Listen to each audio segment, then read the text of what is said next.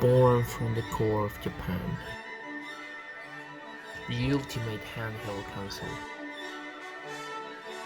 the most successful of all time, capable of the impossible and more, beautiful, durable, and reliable, our jewel in every way. But today is not the day to celebrate it. Today faces its greatest challenge, destruction.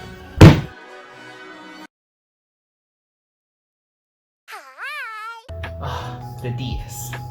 It's very likely that you have one of these. A few months ago, a friend brought me two a little bit destroyed Ds Lite. The mission? Build a functional one with the pieces of both. One to rule them all. It results that they are not immortal. Who will have thought that? Right? See, among the long list of failures they can present in their lives, there's one that is truly annoying. The fucking hinge. This little thing here not only damaged itself, it also damaged the top screen flex over the time. Oh, and it gets worse. Without the top screen, the console doesn't even start. Thanks Nintendo.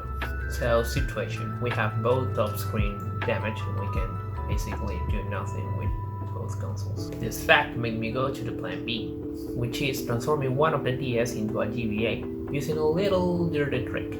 I show you how later. And also giving it a little aesthetic touch from a friend. A small compensation for the lost time. So let's do it.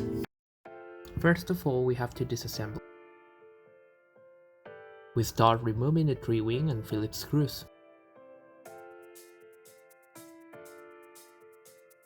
Then the screw and the battery cover.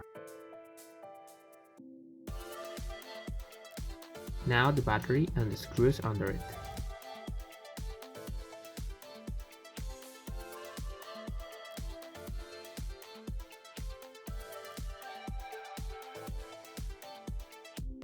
With all the screws away, we can finally open it. We continue removing both triggers.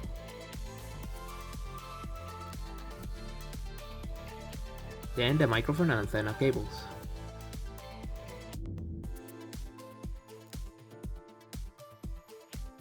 Now we carefully disconnect the touch panel flex.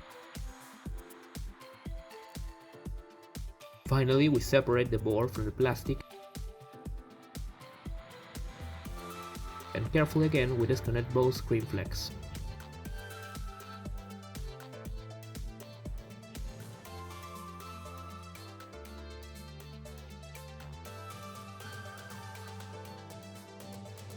So as I told you earlier, the DS is real funny and doesn't start without the top screen.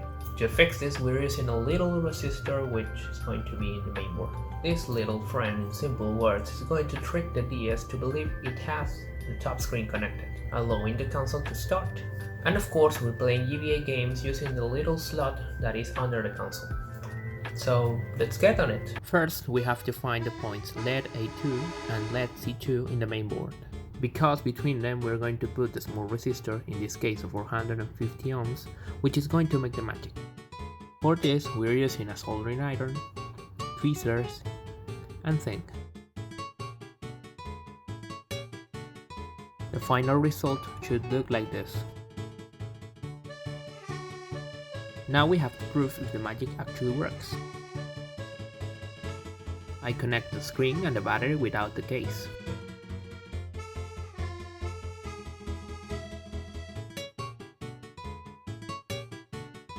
Power button and voila! Problem number 1 solved. Now we have to finish everything else. Now we disassemble the top screen to get the speaker. I had to open the rules console because the other one was extremely hard. Alright, now we have to desolder the long cable speaker.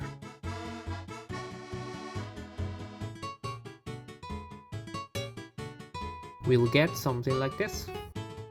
Then we come back to the main board to find two new points, SPR alt for the red cable and BGND for the black cable. We solder them both and will look like this. And that's it! Now we have sound on our GBA.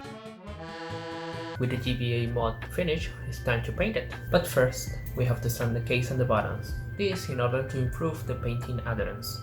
Such an incredibly fun process. Please kill me. For sanding the case we are using sandpaper 120 and 320. First we use the thicker 120 to remove the more exterior painting layers. We will do this for a long time. Then we use the other sandpaper to get a better result. This is how it looks in the end. The important thing is doing it until it gets really smooth. Now we repeat the same process in the other side. Also in the LED place, the buttons and the triggers. The final result will look like this.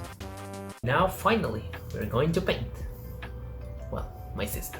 At this point we have a day left to finish this, because my friend was leaving the country. For the design we decided to replicate my friend's profile pic. This one right here. We use spray paint, but for the details my sister used acrylic paint. It's our first time using spray, so don't be rude. First, she made a template of the DS in a sheet.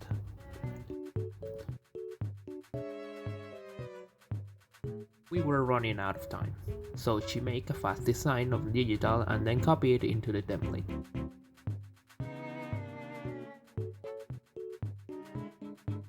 Finally, she cut the form of the pig to complete the template.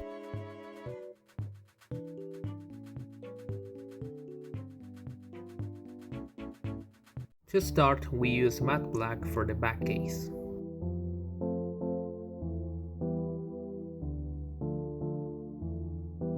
Then we did the same with the front side.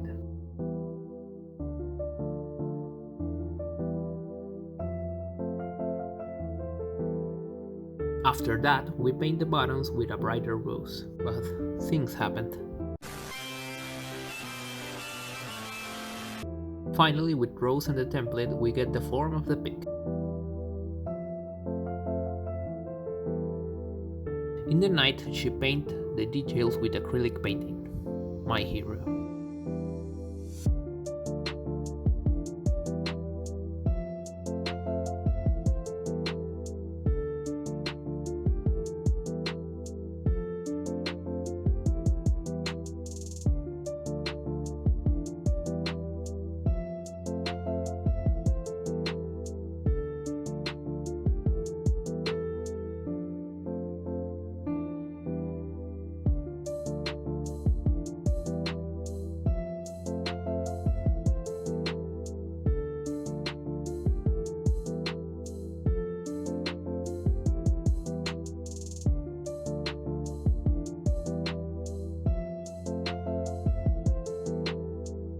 In the morning, with no time left, we put a layer of transparent in order to protect the painting.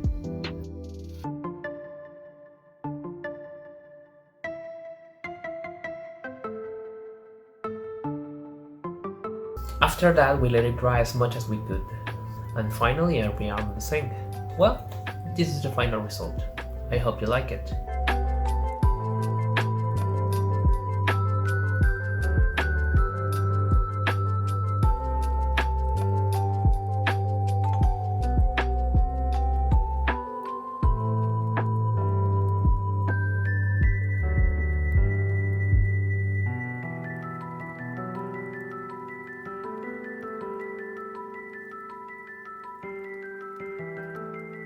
So I think this is it.